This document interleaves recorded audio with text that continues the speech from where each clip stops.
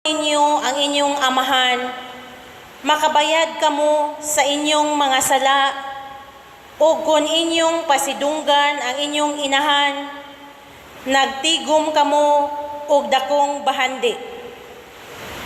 Kung tahuron ninyo ang inyong amahan, usa ka adlaw ni ana, ang inyong kaugalingong mga anak, maglipay kaninyo ang Ginoo magpatalinghog sa inyong mga pag-ampo.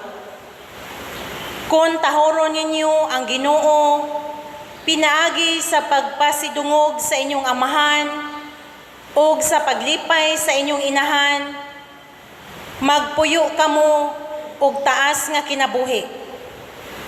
Anak, atiman na ang imong amahan inigkatigulang na niya, ayaw siya hatagig kaguol samtang buhi